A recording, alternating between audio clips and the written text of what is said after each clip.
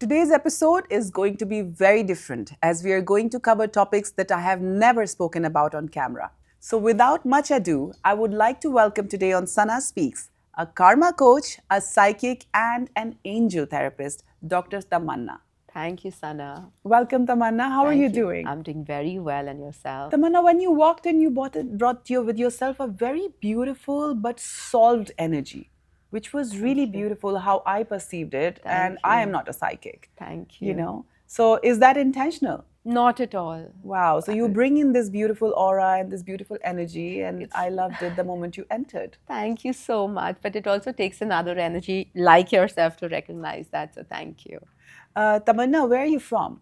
I'm originally brought up in Bombay. Yeah. I spent 4 years in London, had a baby there, and just 2 years ago moved to Dubai with my family. Why I'm asking this, because your journey, I was aware, but this is for the listeners, they need to know where you're coming from, because you have traveled across the globe. Yes. And you have brought in your experiences from your childhood. Yes. Till date. Yes. And we're really glad that you're in Dubai today. Thank you. Let's move forward with a few fun things. Sure.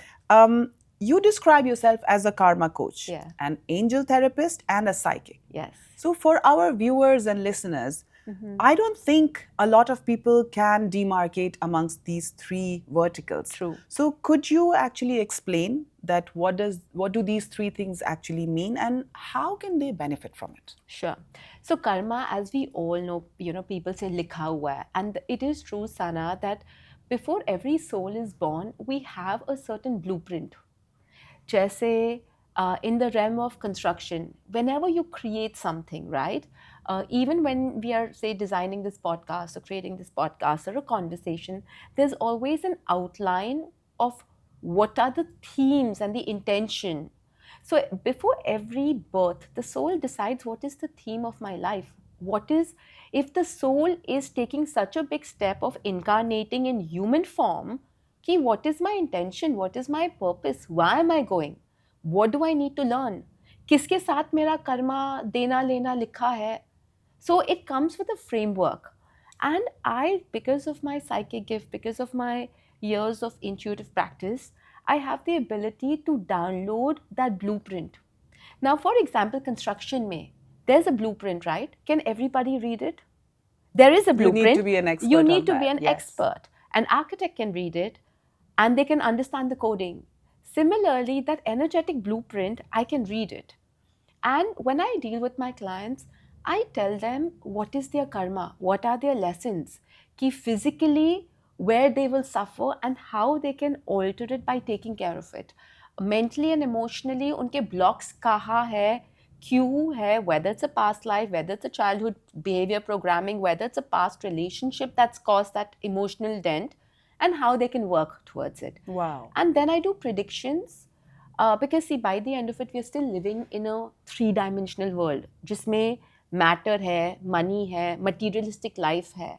So I do predictions कि आपका career positive, negative कब होगा, finance positive, negative कब होगा, when to invest, when not to invest, family life, when there are positive cycles, when there are negative cycles.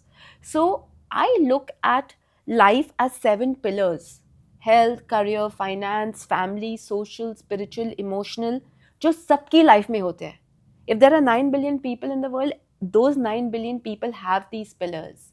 And I do predictions time-wise कि ये positive अभी होगा, invest your energy. ये negative है, withdraw. Family cycle में 2 महीने tension होने वाला है, चुप करके बैठे रहो, सुनो. The more you talk, the more suffering you'll go through, क्योंकि आपका कर्म है. Yeah. आपका career cycle बहुत अच्छा है, invest your energies there. Career cycle weak है, education cycle is good. So imagine someone telling you where to invest your energy, where not to invest your energy. It's like how we have financial advisors, you are an energy advisor. Exactly. So that's why I call myself a karma coach, कि आपके कर्मा के मुताबिक how to coach yourself and align to your karma, keeping in mind choices of free will, because people think karma is pre-written. I also give people the significance कि यहाँ आपकी choice है, यहाँ आपकी choice नहीं है. Yeah. And when you have a choice, how can you make better decisions? So, as a karma coach, I do that. As a psychic is someone who can read beyond human body. It's the energy of the soul. Psyche means soul in Greek. So if you Google the term psyche, and that's where the term psychologist, psychiatrist come from. And they're all different studies. It's a different science. Psychology is a different science. Psychotherapy is a different science. Psychiatrist is a different science. Psychic is the energy of the soul. And it's a gift that I have, that I can just sense energies. I can sense um, spirits, I can sense souls. Any soul that is in human form or in the astral or the spiritual world, I can sense that. I can Wow. communicate with them. I can download information. And that also comes with different, like I'm a clairaudient, clairvoyant. So every psychic has a different medium to download energies. Some people hear things, some people see things, some people use tarot as a way to communicate what they're picking up. For some people, even astrology becomes a way to. Yes. So it's just the heightened state of intuition. Intuition to sabke paas hota hai. For me, I think the added advantage was at the age of 9, I had a guru who helped me heighten my intuition. Oh, wow. So, That young. yeah. So, people think being psychic is a gift. I would not say that. I think it's a skill set. Now, everybody can dance, right? Everyone Yes. can move a leg. Let's say. But some people enhance that gift and become dancers and masters in that. And everybody can cook. But then some people master that skill set and become master chefs. Makes sense. So intuition also sabke paas hota hai. We all have that gut. We all have that intuition. In my journey of life, I had that added advantage of getting the right kind of mentorship very early in life that helped me refine and master that skill set. And now I'm using that so that people can benefit. This is amazing. You were just 9 then. Wow. Yeah. So you must have had this as a very strong gift where Yeah. your guru also recognized it He and did. then helped you guide He into did. the right position. My question now is also coming to something where you are an angel therapist. Hanji. What does it mean? Who is an angel therapist? Again, we are all living in a multidimensional world, and there is a spiritual world, there is an angelic world, and every beyond religion, right? Some people, it's there in the Christian religion also, even in the Islamic religion, what we call farishte hai, Yes. jinns hai. So angels are higher beings who are there around us to guide us, to protect us, to keep us intact on a karmic path. And then there are different hierarchies of angels. You have guardian angels, you have archangels, you have spirit guides. So I have a gift, again, because of the heightened intuition, because of my clairaudience and years of practice, I can tap into that frequencies and I get those messages and I decode that for my clients. That's amazing. Yeah. I want to know, was there a certain moment in your life which actually proved to be a turning point and you decided to get on this path? So I think one of the stark turning points is, so talking to spirits and intuition, that was very normal for me. I got into Reiki when I was 9. By the time I was 16, I was already initiated into my psychic abilities, and this was in 1990, in 2000, 1999, 2000. Wow. Us time, this was never a profession. As a normal girl, I wanted to study and become a doctor or an engineer. When my grandfather passed away, and at that point, I was going through a relationship crisis, and for almost 6 months after he passed away, I could not sleep. He was always around me. I was downloading information. He was communicating to me from the spiritual world, and he introduced me to the realm of angels and aisa hota hai, vaisa hota hai. This is what you should do. So, you know how you have this wisdom download, ancient wisdom download? So for me, a lot of download happened in those 6 to 10 months during my most emotional low. And he pulled me out of my emotional low. And after that is when, I used to write a lot. I used to channel and write a lot. And one of my articles got picked up by the Speaking Tree column, which is huge in India. Oh, wow. I love Speaking Yeah. Tree. Always been a fan. Yeah. So, and I was just 23, 22 when my article got picked up. And that article, which was on spirit guides and angels, got a lot of attention. And then people from all across India started writing to me, we want to know more. Wow. Randomly, I get a call. I was in Bombay and I get a call from someone in Delhi saying, I have a group of 40 people and come and do a workshop for us. And that's when I was like, okay, if this is coming to me without me having to do something, you know, I've always been the kind of person, Sana, मैं नेकी करती हूँ दरिया में डालती हूँ. I never look back. I will never chase things, but if something is coming to me, it's coming for a reason. Yes. And I take it without any कि इससे मेरा क्या भला होगा. So it's always been that way. And when I did that, it just started spreading across like wildfire. Someone attended the workshop, then brought me to Dubai. And again, back in Dubai, I'm talking about 2009, 10, angel therapy, psychic healing was not heard Yes. of. But I started doing workshops here. Wow. So it just became home and as a base of work for me. So I never really had to try. It just came. And I think I was ready for it. And also the world was ready for it. And I think it was meant to be. It was meant to be. There is one thing where I have noticed that, some people have patterns in their life. Yeah. And when they have patterns, they keep also repeating. True. So what has karma got to do, and is there a way to break this cycle? Absolutely. So karma is nothing but emotional, energetic memory of your patterns. And some patterns can be positive, some patterns can be negative. But repeated patterns are those that trigger you, something that you've not taken emotional responsibility for, something that you've not healed or released. So let me give you an example. Say if you've had a fall and your ankles hurt or your knees hurt and you've not fully rested, you've not done the healing. And then you go partying, you're out there, you're working, you're running. Someone even comes and touches your knee, It'll be it will tender. pain, it will be. Yeah. And then it could be your partner, it could be your kids if they're playing, and even if they brush your knee. But as humans, what we'll end up doing, Sana, is we'll end up blaming other people. Isne mujhko mara, usne mujhko mara, this person hit me, that person hit me, that person is causing pain, this person is causing pain. But we are not seeing that we've not taken responsibility for healing that wound completely. Until the time you don't take responsibility and don't heal, it will keep repeating and repeating. Makes sense. So, repeated patterns are areas that is asking for your attention where you need to do the healing. Along with the triggers, another repeated pattern is blaming on others. We don't want to take self-responsibility. Yeah.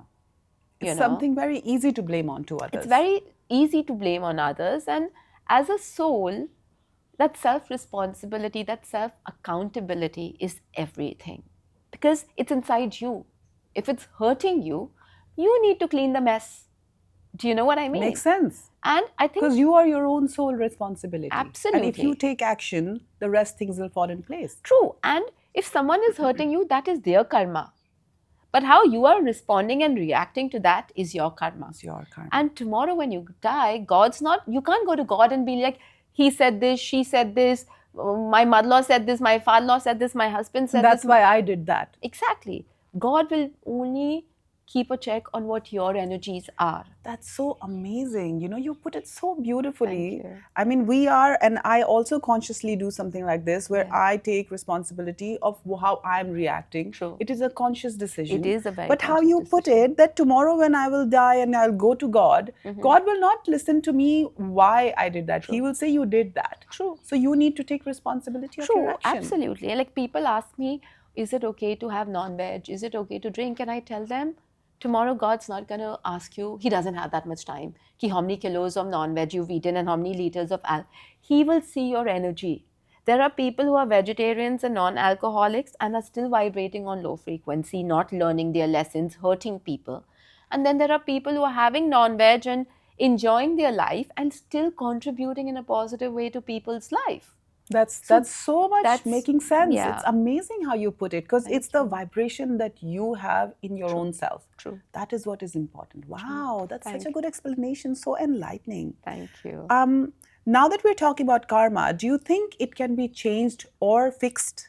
Absolutely. So karma cannot be changed. It can be released or balanced. Now, it can be released in a way that if I've hurt someone, internally asking for forgiveness, taking responsibility for what you've done, um, that realization is a release. So that's one release. It's more internal. And that's where now the world has moved on to energy healing. People have become more self aware. There are different techniques, forgiveness, ho'oponopono, that really helps in the release of that energetic, charge. Could you talk about this Ho'oponopono? So, Ho'oponopono is a shaman ancient technique, and it says, I ask for forgiveness, I forgive you, I love you, and thank you. So, you are not only releasing and healing, but you're also sending the person love and light. So there is all high vibration frequencies in these four Wow. words. There's forgiveness, there's taking responsibility by asking for forgiveness, and there's love, and thanking you is gratitude. And these are all high vibrations. Wow. So, for example, if you've betrayed me, I have two options: either to keep sulking in betrayal, anger, revenge, hate, bitterness. Those are all low vibrations. How do I switch from a low vibration to a high vibration? Sana, I forgive you. I ask for forgiveness. Maybe you have hurt me because that's an effect to some past life or a present life Yes. situation that I had to go through. So I ask for forgiveness. I love you and I thank you. So you're sealing that with positive vibrations. Wow. And it's just the intention. And such a simple thing to It's do. just very simple. Wow. So that's a way of releasing karma. Balancing karma is what? Balancing karma is, say, Sana, I've betrayed you of, say, 100 dirhams. And me physically bringing in a contribution in your life for 100 dirhams. Saying, I have betrayed her, I've taken something away from her. So I may not have 100 dirhams technically, but I may bring to you someone जिससे आपको 100 dirhams का फायदा होगा. Okay. So that's a physical balance. And that's how you work on, no, I won't say changing karma, but either you release it or you balance it so that you don't carry it in the next lifetime. This is a very good point. Now, let's say, for example, if someone has had an issue, for example, if I've done something wrong to Mr. A or Yeah. Miss A, now I'm not in touch with Mr. A or Miss Yeah. A. So, how do I cover that? So, do you think the sadka or the daan that we do is also a way to Absolutely. cover that? Absolutely. When you put it out into the universe? Yes, absolutely. I still remember, there was a client of mine years ago, and they were into a lot of legal mess. And his wife had come to me, and I was like, I do see that he could be. And she asked me, she's like, do you see him going to jail? And I was like, yes.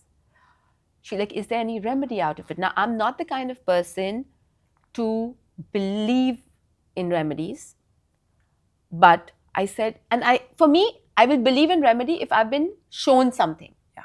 Or it's been channeled. So I'll be like, acha, Friday ko ye kar de, but it has to come to me. I will not just say it for the sake of it. So I told her, I'm like, does he know someone in the cops? She said, yes. I said, ask him to go spend one night in the jail. Ya jail ki roti khai 40 din. Ooh. And she's like, can that alter that? I said, it will reduce. So she did that. After 6 months, arrest warrant came for a non-bailable offense. Wow. And he got bail in less than 2 days. So it happened, but the intensity, the timeline was cut because she did that. क्योंकि उसकी किस्मत में तो लिखा था कि jail में जाना है, जेल की रोटी खानी है, so he fulfilled that. Yeah. Wow. So coming back, yes, these things matter. So today, if I am aware that I have done damage to this person, then I can compensate. It may not directly be with that person, but it can be with somebody else. So there are some things called karmic relationships. true. So how do you recognize that this is a karmic relationship? And first of all, how do you define it? So karmic relationships are basically souls that we have pre-decided to meet and encounter in that particular lifetime for energy exchange. That's number one. Number two is when you meet someone with a karmic connect. Now the connect can be as a friend, as a business employee, as business partners, as a lover. what happens is there's an instant connect. Even if you've not met them before, you know that you've known this person for a long time. You know how the person is. You can preempt what they're going to say. Things like those, Yes.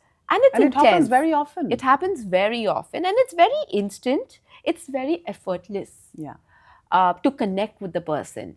What becomes difficult in a karmic relationship is when they start triggering you and you're not learning your lessons. Karmic relationships are not painful, they are only there for growth. The more you resist growing, that's when the pain comes. So people have this thing that karmic relationships come with a lot of pain. No, they are there for growth. Wow. If you have no resistance and you accept and you grow, there won't be pain. But if you are holding on to the ego creates resistance. If you're constantly resisting the growth and you're operating from an ego space, that's when pain comes. So, So I love when you said that, we are here for learning and we are here for growing. yeah, And I'm going back to the point where you mentioned that you as a person also go with the flow and yeah, let things come to you, and true. that's how you take action. Yeah. I think I'm going to link these 2 points as a learning Mm-hmm. that whenever something is happening to us, we need to also find the direction and go with the flow with it. True, That true. definitely would help. Absolutely. And also, I think, especially aajkal, because of manifestation and law of attraction, people want full control of what they want, how they want it, when they want it, how it should come, through who it should come. Are you getting what I'm I trying think to we are say? becoming control freaks We in are this. becoming control freaks. Maybe it is That's, meant to be in some better form. Why we are looking at it, it might yeah, be something smaller. yeah. Right. And people spend more time on the package and not on the end result or the end quality of that contribution in your life. Yeah. So, Makes sense. yeah, जैसे वो कहते हैं कि आप दुआ मांग रहे हैं, you yeah, don't have to be specific. Just yeah. ask for God's blessings, True, right? true, So, and then let God do his game. true. You already mentioned about forgiveness in the previous Yeah. discussion. What role does forgiveness play in karma? So it is the law of the nature, not the nature, but law of universe, and it's the law of resonance. And the law of attraction comes from the law of resonance. Now, the law of resonance is you are going to attract what you are inside. Okay, and it's a scientifically proven law. Yes. Now, say if I'm angry with you, and um, I'm holding on to anger, resentment, uh, I feel betrayed by you. If till the time I don't forgive Sana, I'm holding on to your energies and it becomes a part of my energy field. And if what Sana has done to me is a part of my energy field, it is my energy. I Yeah. cannot tell the universe ये Sana की energy है, ये मेरे mother-in-law की energy है, ये मेरे father-in-law की energy है, ये मेरी दूसरी friend की energy है. It is your energy because you're holding on to it. Correct. What is the universe going to give you? More of what I'm holding on to.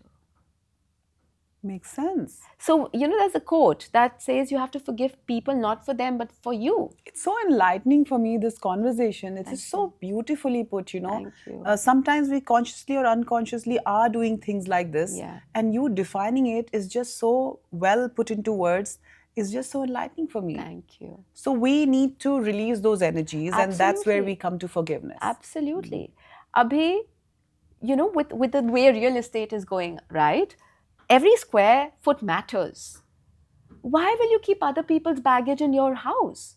And then you're complaining that there's no place in my house. Wow. And forgiveness is just that spring cleaning. What doesn't belong to me, you have to release it. Tamanna, I'm in love with you. The way you're Thank talking, you. I could just go on and talk to you for like Thank you. hours. Thank you. Really, I mean it. Thank you. Now, if we're talking about forgiveness and Yeah. clearing karma, are there any steps we can take to clear our karma? Absolutely. But the first step of healing starts with accountability. And accountability for what your own emotions are. Unfortunately, people are so focused on other people's doings that they don't ask themselves what are they feeling. They are talking about what the other person did. But what are you feeling? Are you feeling hurt? Are you feeling abandoned? Are you feeling criticized? Are you feeling rejected? Are you feeling fear? What is it? People don't want to address their emotions, but they want the entire world to validate their emotions. So, the first step of healing comes with self aware and taking accountability for your own emotions. कि हाँ मुझे बुरा लगा. I don't think people are being that honest and authentic. Yeah, that's Because true. people think that अगर मुझे बुरा लग रहा है, if I'm feeling bad, which means I'm not a good person or I'm a weak person, I'm a vulnerable person, and people don't want to be authentic or vulnerable. Yeah. So healing starts with being honest with yourself. That yes, this has triggered a fear in me, and the fear is of abandonment, of rejection. You know how in medical field they say a disease well diagnosed Yeah. is half healed. True. And that comes with your own accountability.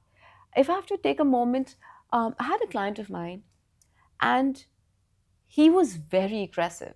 Like, and his, if I may say, in the healing, his throat chakra was blocked. So he was very aggressive, his tone was very loud, very hyper, and an amazing person. And in all his relationships, the only flack he got was his tone and his aggressiveness, his need to speak up. And his entire family was my client, and everyone would be like, this child is a 9 on 10, like that perfect. But that one is his tone and his aggressive. So when we did his healing and his inner child healing, he was put in situations where decisions were imposed on him, and it was not anger or aggression, it was fear that was stuck in his throat. Wow. And he's like, Tamanna, I've gone through breakups, and I didn't want to go through a breakup. It was imposed on me, and I didn't have a say. You know, I didn't have a voice, I didn't have a say.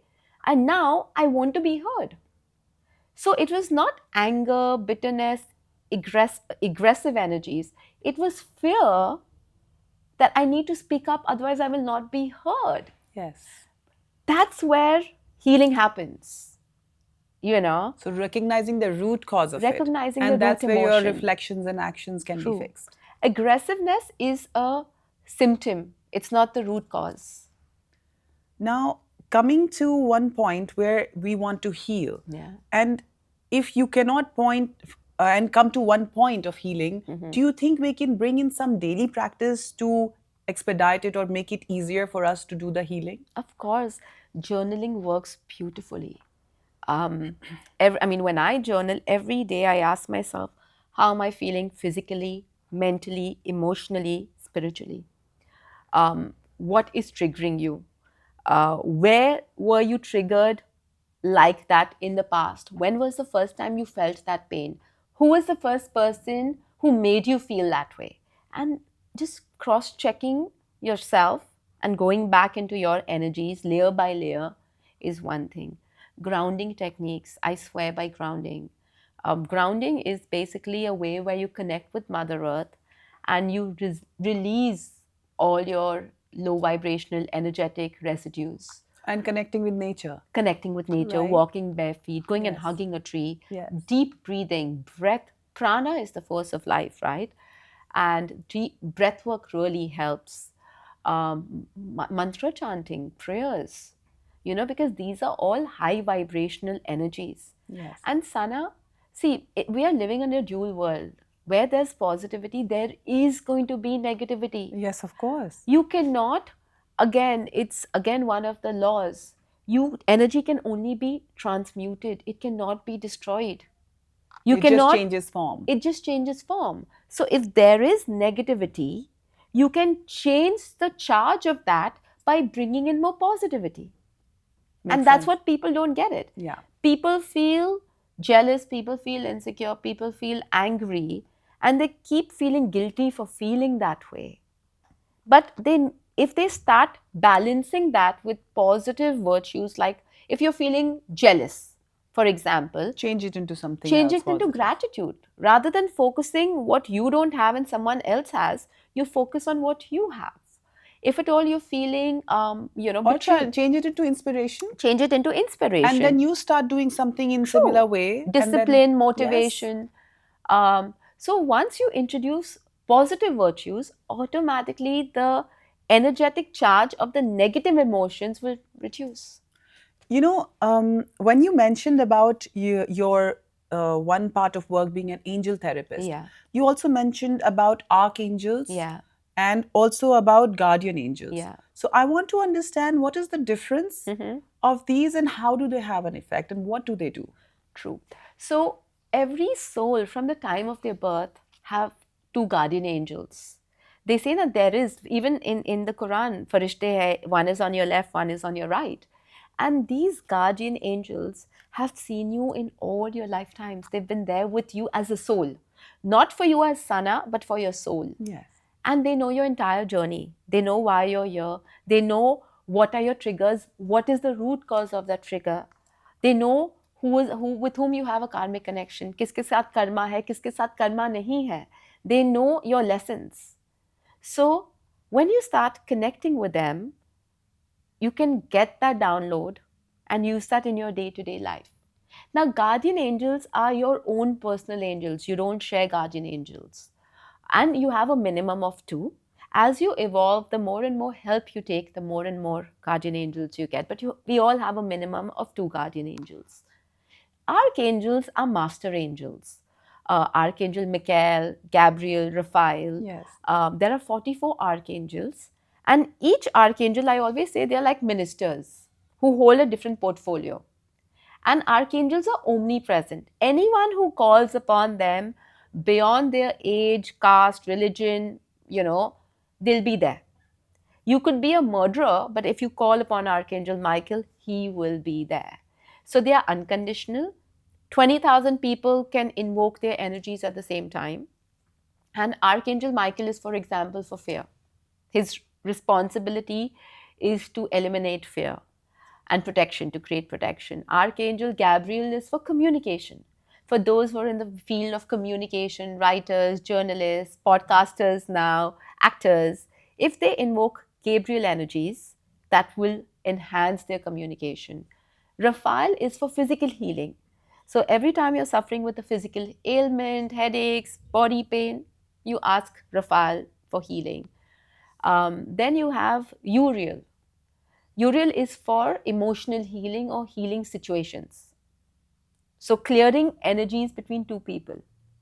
So, every archangel has a different responsibility. You have an archangel for wealth, you have an archangel for money, you have an archangel for conceiving, you have an archangel for feminine energies, masculine energies. So, they are there around everyone, whoever calls upon them. Very interesting. Yeah. You were mentioning earlier that when you go into healing, you go layer by layer, and often you go into their childhood and what were Yeah. the triggers and where the emotions were invoked for the first time. Yeah. This reminds me of something where we call hypnotherapy, and Hypnotherapy. sometimes they take you in your past life True. regression as well. True. So I'm just thinking that is it also kind of related because maybe the Yeah. trigger was in your past life and True. that's where you go in the layers, True. right? Yeah, so I've done hypnotherapy. I'm a NLP and a hypnotherapist certified practitioner as well. It's just that I don't practice it in my realm of work because what hypnotherapy will take them to a point of awareness, 2 sessions, 5 sessions, 10 sessions. I have that intuitive download in 5 minutes. So sometimes when people are talking to me about their pain and wounds, I'm like, you picked up from your mother's womb, or that's from a past life, or that's not yours. It's a behavior pattern that you've picked up from your father or mother or grandparents. So I don't do yes, hypnotherapy does the same thing, but it takes layers and layers and multiple sessions. I intuitively get it, God's been kind that way. So yes, we can go back to the root cause, and then even in the healing that I do, I kind of cut the cords and do the healing. Wow. Yeah. Now, why I was asking this, because I remember one of my friends who had done past life healing. Yeah. She was, she was completely shocked with the truth of that. And it came down to whatever reactions and issues which are happening to her current life Yeah. were happening because of her one previous life Yeah. where she had abandoned the guy who she was getting married to. And then Yeah. she got married to that same person now, and all of that has been solved. Yeah. So it is something very interesting that It is. those layers and healings can be taken to your childhood Yeah. and way further Oh, ahead. absolutely. It can go up to like 10 lifetimes ago. See, past Wow. life, people think it is a immediate life. Not necessarily. It could be something 20 lifetimes ago, and that may come back. So, Now, how do you differentiate between intuitions mm, and angel messages? okay, so when it's an intuition, it comes from the gut. Like it's a knowing, which is deep inside. When it's a message from the angels, there is more physical. So it's like a disembodied voice, like someone's whispering, or someone's left you a note, or a song will be playing, you know. So, for example, if you've thought of a friend and you're like, I'll call, I'll call, I'll call, and you've not called, but you're on your way to work and her song starts playing, that's a sign that you have to call. Sometimes it could be an Instagram post that gives you an answer, Yeah. you know. So, Like a guidance. like a guidance. So, something that is implanted outside of you as a sign, message, butterflies, feathers, uh, disembodied voice, like someone's whispering, those are angelic messages. Okay, and intuition is something that comes from within you. Yeah, it's an inner knowing. So these are linked to the angelic guidances as Yeah, well. So that's what you call signs in layman true, language. true. Signs could be anything positive or negative. Yeah. It is. Sometimes even a no is a sign, right? But people don't get it. So, I think we are very dominated with what we want to do in that situation, and we kind of tend to ignore those signs. true. It could be positive or negative. Yeah. Something interesting, which I would have to confess, in our religion, there is a prayer called istikhara, Yeah. where you completely surrender to God Yeah. and you pray Yeah. in the night or whatever time. And then some people say that you get signs in your dream, or you get signs which you can actually see, and you need to read those signs and follow that direction. But what I know, that once you do istikhara and surrender to God and pray that take me in the right direction, automatically things start happening and you move into that direction. So true. So this is also something which I'm kind of trying to relate to what Yeah. you're explaining here, that you get your guidance from God, and as You per just what have you're to saying, ask for it. you just have to ask for it. It's like ask and you will receive. But also after receiving, you have to implement that in your physical practice. So, physical practice ना yeah. सो अक्सर लोग कहते हैं तमन्ना कि अपनी high vibration रखनी चाहिए we say it but how is it that somebody who is listening to our this discussion कि वो हाई वाइब्रेशन कैसे करें पहली बात तो ये होती क्या है high vibration so I want you to explain this to the people who are listening, that what is ultimately high vibration and how do you achieve it? High vibrations are nothing but a set of emotions, certain virtues that we can inculcate or embody in our day to day life. So, for example, love, kindness, empathy, gratitude, patience, tolerance, being expressive, creative, these are all high vibrations. Now, what are low vibrations? Before we understand what high vibrations are, let's understand low vibrations: anger, resentment, jealousy, insecurity, fear, abandonment, criticism. Those are low vibrations. Now, it's like a box of spices. आप लाल मिर्ची बहुत डालोगे, खाना बहुत ही spicy बनेगा.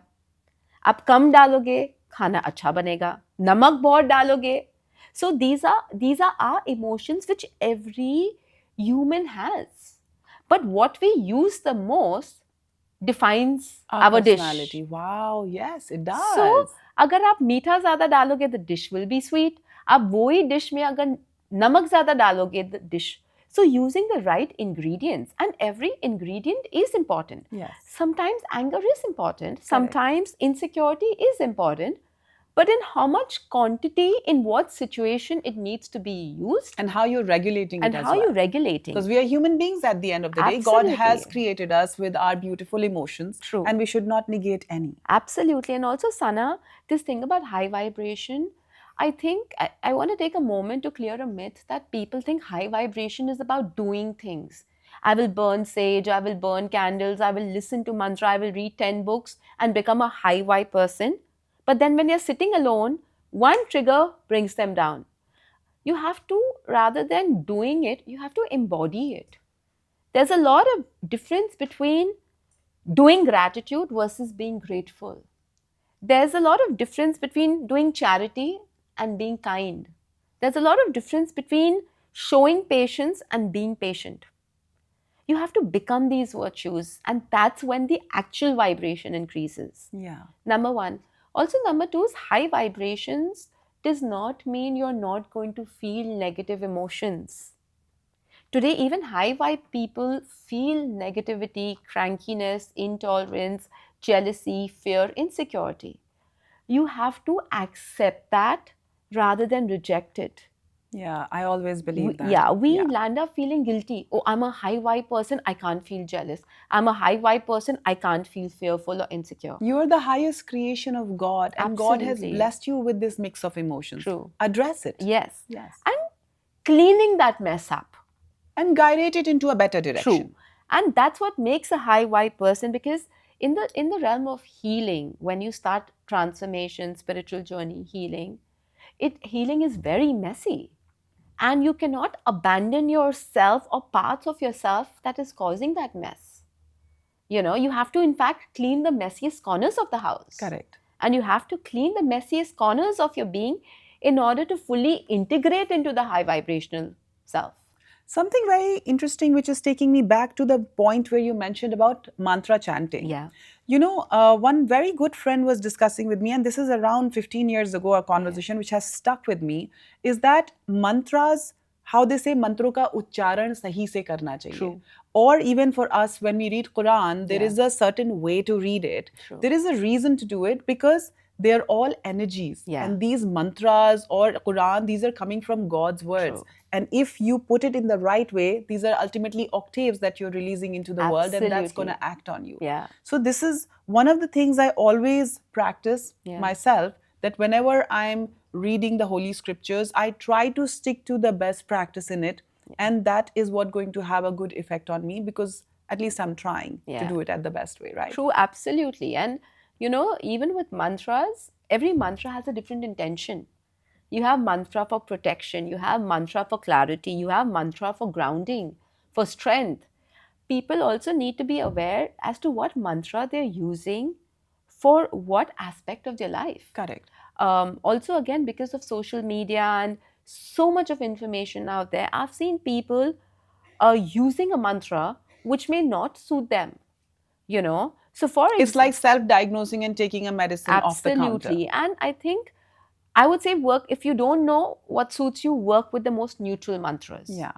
Work with like Gayatri mantra is a neutral mantra. Yes. Hanuman Chalisa is a neutral mantra. Don't overdo it. I think people, till the time you don't have that proper knowledge or a proper guru, Yeah. don't overdo anything, because too much of self-diagnostic spiritual practice can also be destructive. Consult the expert. Yeah. I think if we are not feeling well, we'd rather go to a doctor Doctor. rather than just self-diagnosing and getting something wrong over the counter. Yeah. I am definitely an advocate of consulting an expert. Yeah. And that's why I'm sitting here with you. Thank you.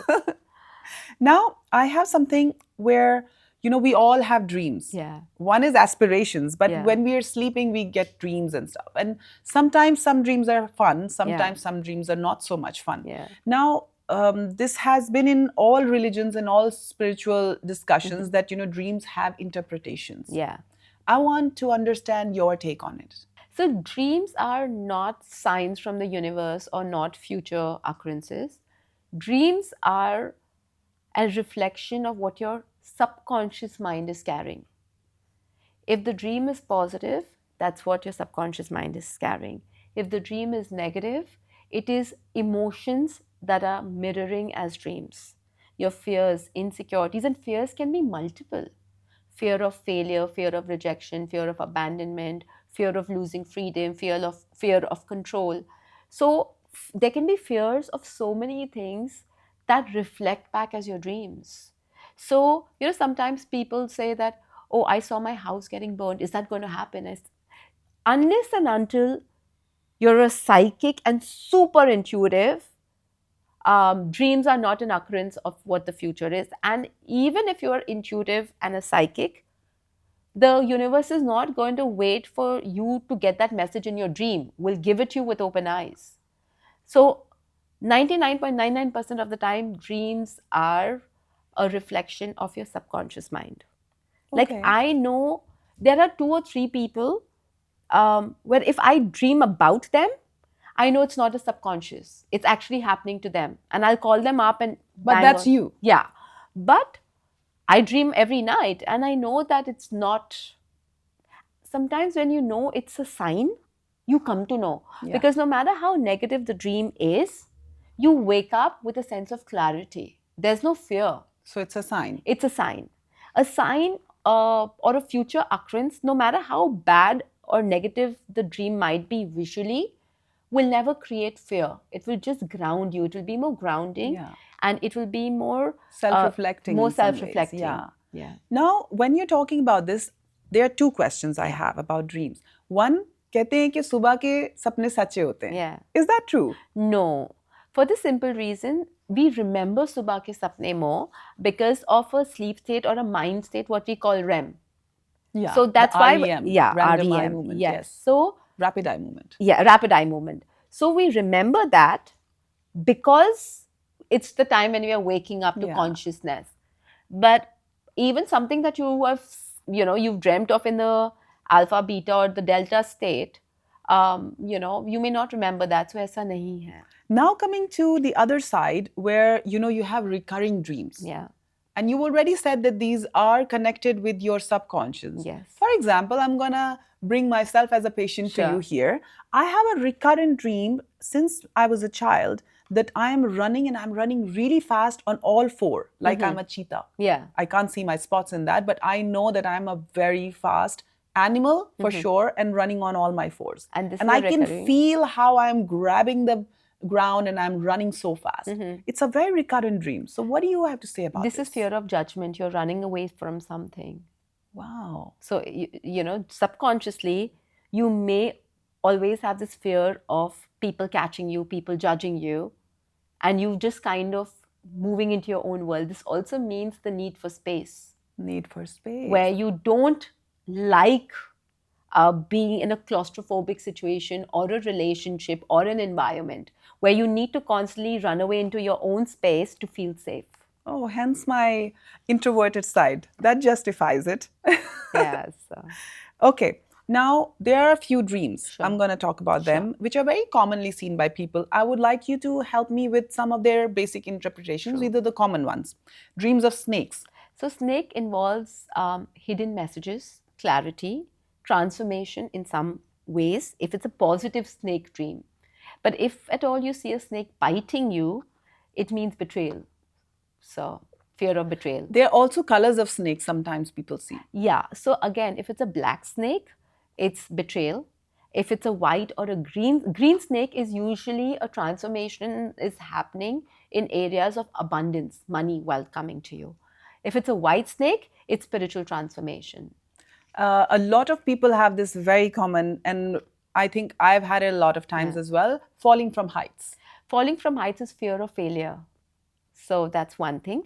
Also, here I want to kind of take a moment. Sometimes when we are sleeping, Sana, or wo pav kheenchta hai, it feels like someone's pulled our leg or we've fallen. They are two very different things. One is more like a physical twitch or a sensation to the body. That is astral traveling. But if you see where there's no physical sensation, but if you just visualize yourself falling, that is fear of failure, or fear of being held back or pulled down. Pulled down. Yeah. Okay. How about people who see themselves swimming in water? Now, again, water, it's an emotional state, right? Water signifies emotions. Now, if it's calm, then it's your subconscious consciousness. It's a very peaceful state. If it's like, suppose you see floods, it means you're feeling emotionally overwhelmed, something that you're suppressing inside. Sometimes people even dream of tsunamis. So when you dream of tsunami or something extreme, it means that you are literally on the verge of an emotional outburst, that you want to speak, that volcano is going to futo. So that's what it signifies. Some people dream of haunted places. Yeah. So haunted is to do more with a past life connection or an ancestral lineage wound. Sometimes we carry wounds or traumas from our ancestors or something to do with a past life. So that's a deeper, more connection where healing is required. Okay. Being unprepared in an exam. Again, that's basically fear of failing and also fear of not being good enough. How about a dream of being chased by someone? Again, fear of judgment and the need to be alone. Okay. So you're Uh, running away from something and you don't want to be, it's like fear of losing freedom. Losing freedom. Yeah. And some people dream of losing their loved one. Yeah. And this is very common. And they wake up and they say, oh, maine aisa dekha tha. So, how So about that that? can be a sign of emotional separation for them, between them, and also a sign for that person that they've dreamt of might be going through a transformation in their life. It could be an end of a cycle for them. Okay. So, A very common dream is also your teeth breaking or your falling teeth. yeah. So, how about That's that? fear of control and confidence, losing confidence, because teeth is our confidence. We identify, our identity is our face, right? So, somewhere fear of confidence or losing control over your own identity. There is another one, Yeah. dreams of being naked in public. Fear of being vulnerable or being judged. Then dreams of flying. Dreams of flying, so flying is to do with control. So, you enjoy your freedom. So, when you see yourself flying, it means you are in a free state of mind. But if at all, like people who see plane crash or crashing after flying, if you're flying, it means you're enjoying that space or that state of freedom. Freedom. But after flying, if you're collapsing, then it's you losing your freedom to a person or a situation. So these are very case by case, of Case course, by but they are case. common ones where sometimes people dream of being trapped. Yeah. How So about being that? claustrophobic, or again, coming back to, remember I spoke about my client who was aggressive but actually had fear, where you feel trapped by other people's decisions or situations where you feel you don't have a say. Now, there is another one where you see God or spiritual figures. That is basically transformation and protection, that they are around you. There is a sign you need to connect with them. So, suppose if you do see Shiva energies or Durga energies or Mother Mary or Hanuman energies, it's a sign that you need to connect with their energies in your meditation, listen to their mantra, thank them, pray upon them. It's your subconscious also guiding you that you Yes. need to get and connect with It's your that. subconscious giving you a message that you're vibrating at that frequency. So, Yeah. you need to connect with them. How about a very common one? Yeah. People dream about their exes. That is more to do with unresolved issues or traumas that you are holding on to. It's never about the ex, oh, my ex is thinking of me. It is about you having unresolved issues with them. Go and resolve your issues. Dreams of being cheated in a relationship. Fear of betrayal. Fear of Yeah. betrayal. Fear of also being let down. Now, there is also a very common dream of fire. Yeah. How about that? So fire again means transformation.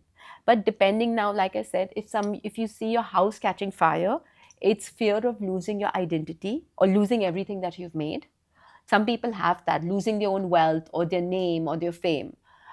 If it's just, say, suppose you see a candle or a diya, which is very mild, that can be peace and transformation. Because And it's so, a source of light. it's a source of light. Yeah. Sometimes fire also brings in clarity.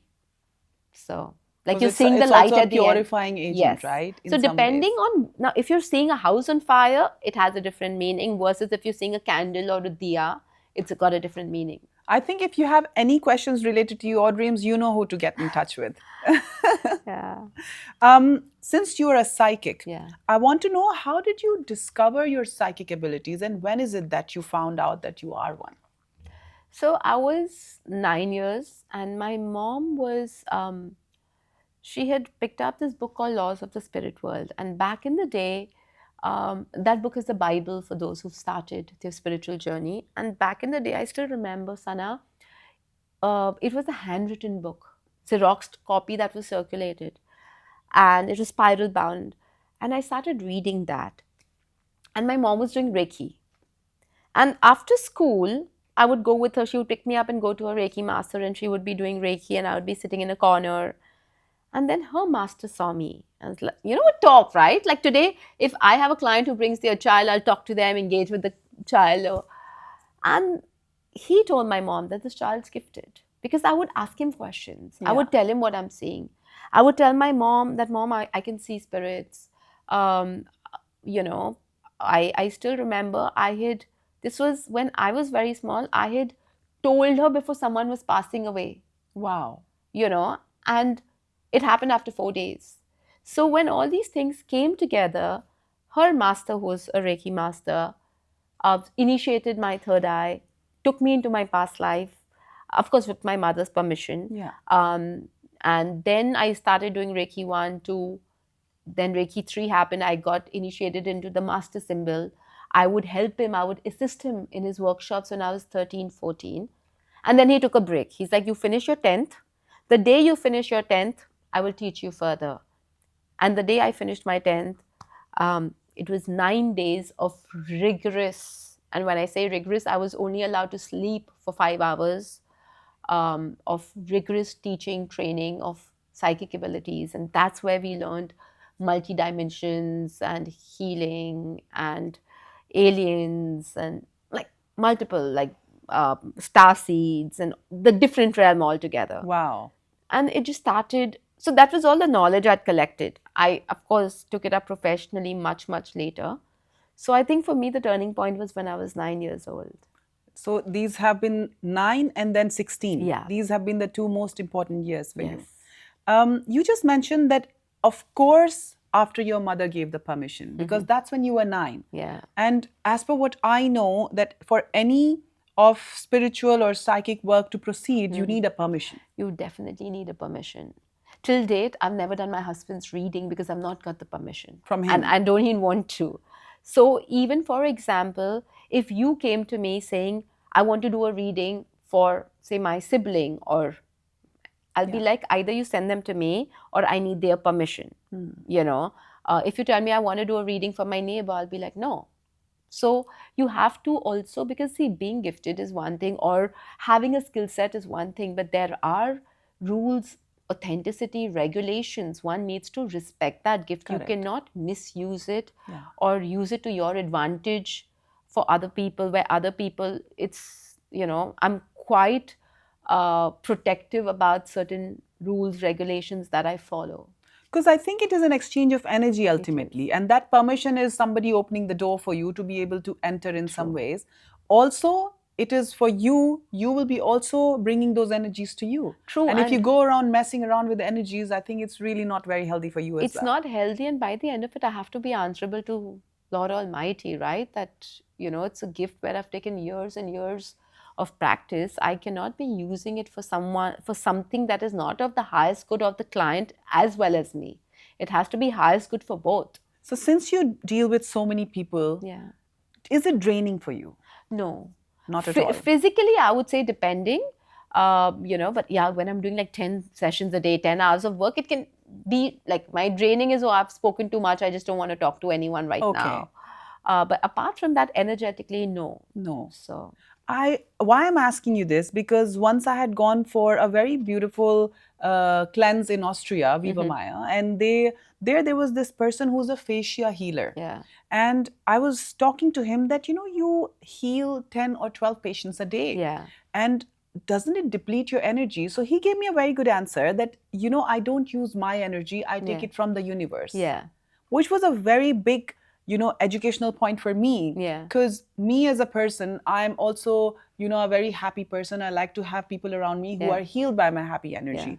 And when that happens, earlier than that discussion, I always used to give my energy to people and ultimately end up being very drained. Yeah. So that was a very educational thing. And I do something very similar. Yeah, and you safeguard your energy and then take the energy from the universe. After every client, there's energy grounding, protection, cord cutting, like with every client. Wow. So even if a client of mine who's reading at it 2 hours ago will ask me a question, I will not remember a thing because I've cut my cords. I will not remember a word. I won't remember the client's face. Because ultimately you're human and you need to be in your respectable form, continue with your life as well. Yeah.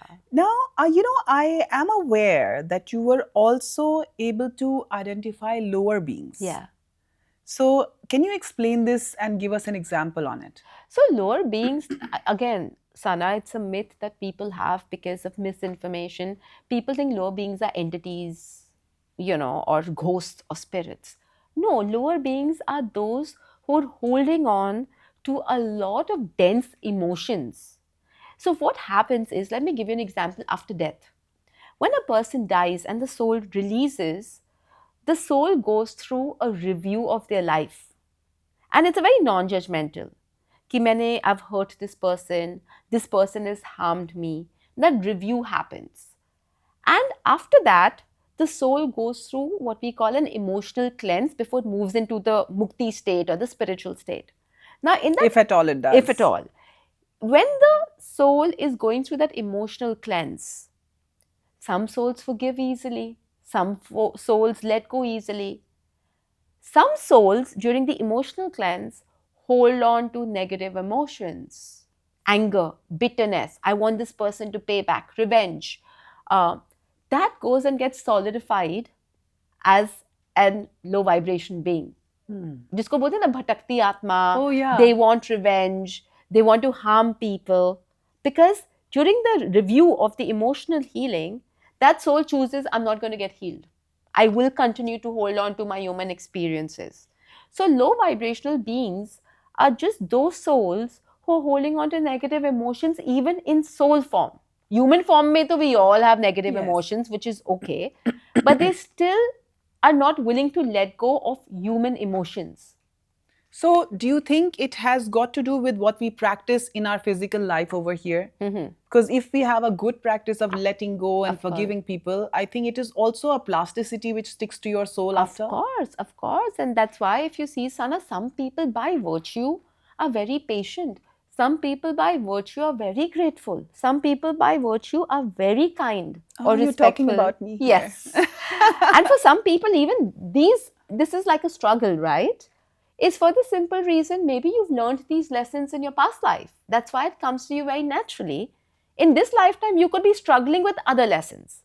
But this is something that you're born with. Some people are born confident. Yes. They call some kids old souls. Old souls. Yes. Which means you've learned all of this is in other lifetime, you've mastered it, and in this lifetime, that's not your syllabus. You need to focus on other syllabus. You graduated. You've graduated.